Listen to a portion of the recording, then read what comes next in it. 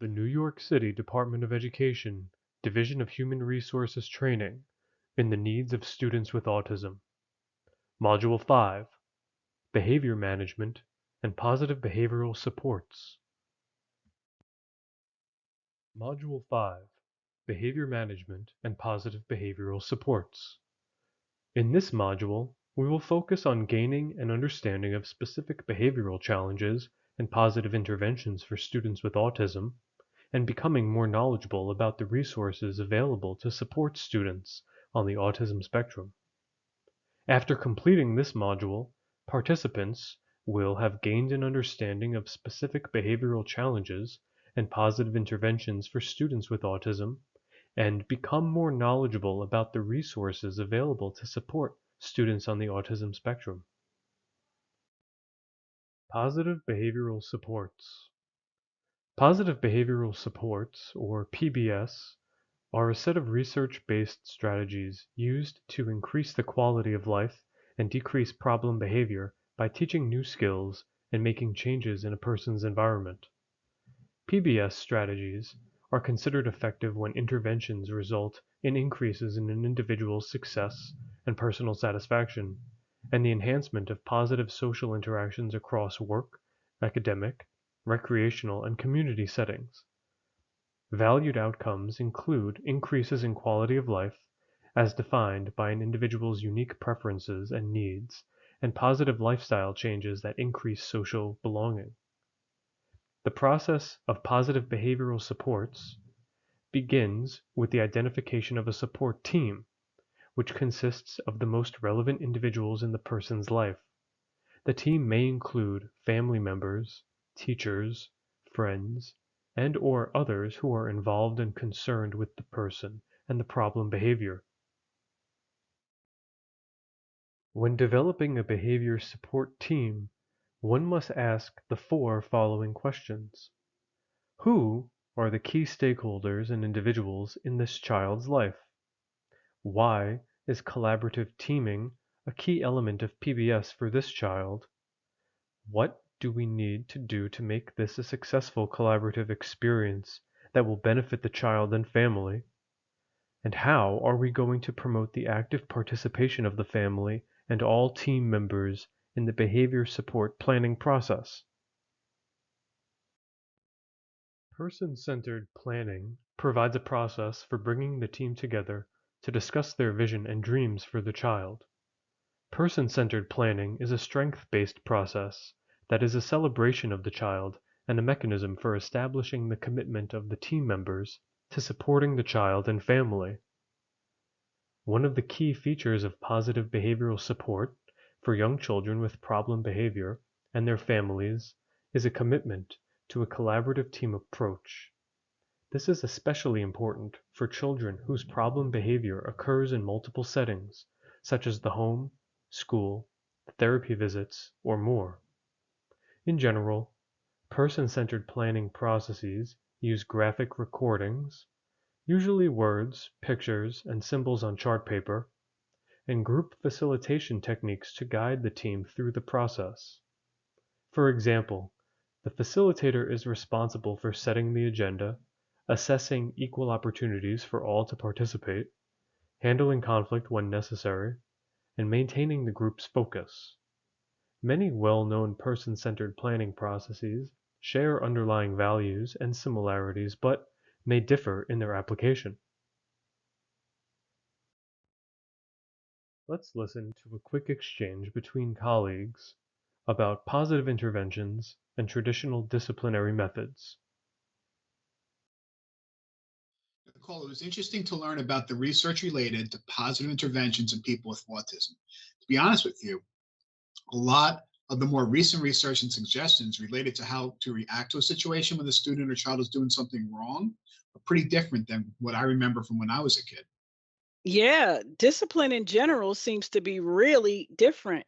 I once heard someone say that discipline is truly about learning rather than about punishment. So get this, John. The word discipline comes from Latin disciplina. Really? Yeah, meaning teaching, learning, or instruction. And discipulus means disciple or pupil. Interesting, right? Very interesting. It seems like these positive interventions and focusing on teaching, praising, and building capacity helps a student feel capable rather than breaking them down. Absolutely. Hey, who said change has to be bad? This seems like one of those things that can be applied to our understanding and thinking beyond just people with autism. Functional Behavioral Assessment, or FBA. Functional behavioral assessment, or functional assessment, is a process used to develop an understanding of a child's challenging behavior. FBA involves the collection of data, observations, and information to develop a clear understanding of the relationship between events and circumstances that trigger and maintain problem behavior. This is especially crucial for very young children as they have brief learning histories. The process involves collecting information using direct observations, interviews, record reviews, such as from school, medical records, lesson plans, and individualized education plans, and behavior rating scales. This information is used to understand patterns of the child's challenging behavior, the ecological events or conditions that increase the likelihood of challenging behavior, such as setting events, what happens before the behavior occurs, such as triggers or antecedents, what the behavior looks like, such as the actual behavior, and what happens after the challenging behavior occurs, such as any consequences. Once collected, the information is analyzed to determine the specific function or purpose of the challenging behavior, whether it occurs in order for the child to obtain something, such as attention, an object, or an activity, or to escape something, such as demands, activities, or social interactions. The process is complete when there is enough information that will lead to the development of hypotheses or summary statements that represent the behavior support team's assessment of the conditions that reliably predict the occurrence of the child's challenging behavior. Once the behavior support team identifies its hypotheses, attention should be paid to the way in which the hypotheses are written. They should be carefully written either as a series of sentences that include each component, like description, predictors, purpose, maintaining consequences, or as a when, then, or if, then statement. The more clearly articulated the hypothesis, the more likely the hypothesis will clearly communicate the team's understanding of the child's challenging behavior. Once the child's behavior support plan is developed, the behavior support team's role is to implement the plan itself and monitor progress toward outcomes valued by the child's family. The keys to successful outcomes are frequent data collection and consistency, relative not only to both when, where, and who implements the plan, but also to how the plan is implemented, such as answering the question, are the same intervention steps followed? Data collection, such as direct measurement and indirect measurement, should occur to document whether the plan is implemented with consistency and is effective in achieving the identified goals, as well as ensuring that the replacement skills are durable over time and/or across settings and contexts, otherwise referred to as maintenance and generalization.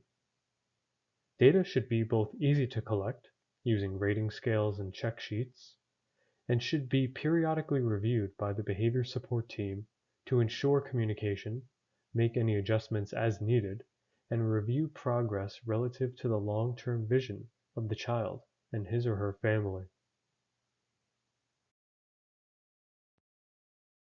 Functional Behavioral Assessment Example. Here are how some FBA sample pages might be structured for both a student's parents or caregivers and staff.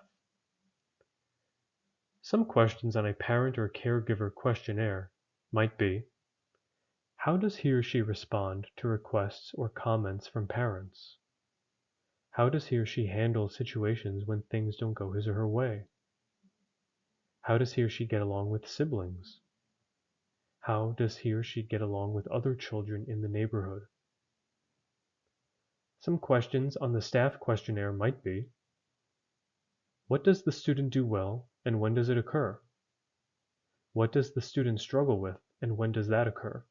Does there appear to be a skill deficit, or do you feel that the student sometimes chooses not to use the skills that they have? Are there good days and bad days? If so, does there seem to be a pattern? Both parents and caregivers and staff may also fill out a checklist considering physical, learning and self-regulation, social-emotional, and environment and routine-related factors in the student's life.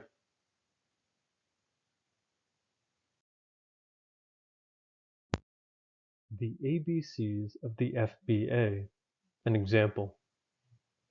The ABCs of a functional behavioral assessment are the antecedents, behaviors, and consequences associated with the student's actions. Investigating and analyzing these elements of a student's actions help to identify events or activities which trigger negative target behavior, the frequency and nature of the problem behaviors themselves, and any current interventions impacting this target behavior. Here is an example of how one might utilize an FBA ABC report for at least one target behavior. One might fill out a report defining any target behaviors, identifying the frequency of such behaviors per day, how likely they are to occur during times of days or days of the week, any additional context, such as within what settings or activities do these behaviors occur most frequently, any antecedents, such as when do the events or activities seem to be triggered, any student reaction or reactions, any consequences associated with the target behavior, and identifying any patterns or additional descriptions associated with the behavior.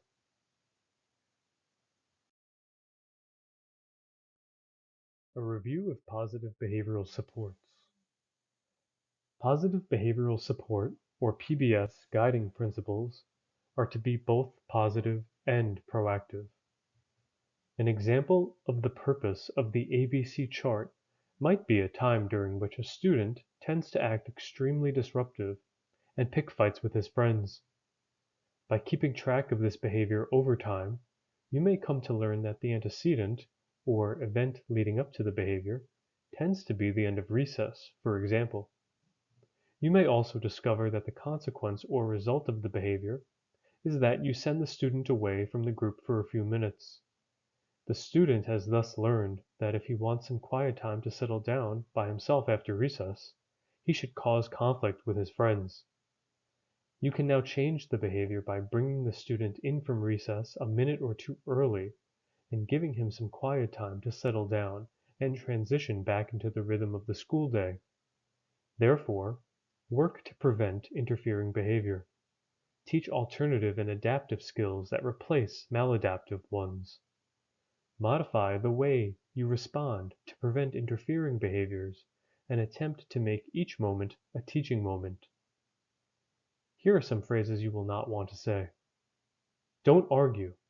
Stop tapping on your desk. Or, you're off task. Building a positive culture. The beauty of positive behavioral support is that it is consistently implemented. It can be used with individuals, class-wide, or school-wide. It can help build a positive culture each day for the children. We must provide choice, support, openness, and independence. For example, you have visited a classroom. You notice a class contract on the wall. This is what the contract says. 1. I will always do my best. 2. I will use my words to tell my friends what I need. 3. I will be mindful of others. 4. I will take care of the classroom. Self-regulation strategies. What about meltdowns? To avoid so-called meltdowns and breakdowns in healthy behavioral regularity. Be cautious of emotional triggers, sensory hypersensitivity, physical overload, and resistance to change. Here's a tension and release sample recommendation for most individuals. Either sit comfortably in a chair or lie on your back. Begin at your head and slowly contract individual muscles. Isolate each one. Hold that contraction for 3 seconds. Move to the next muscle until you reach the bottom of your feet. What other regulation skills do you use as an adult? The importance of self-regulation skills. In this video, the channel Committee for Children briefly discusses the significance of executive functions and emotional management and how these skills can be taught.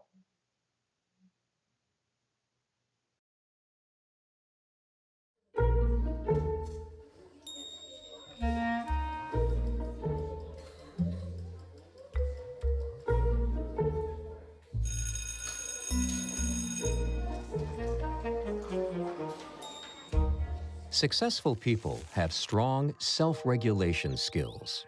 They use them every day.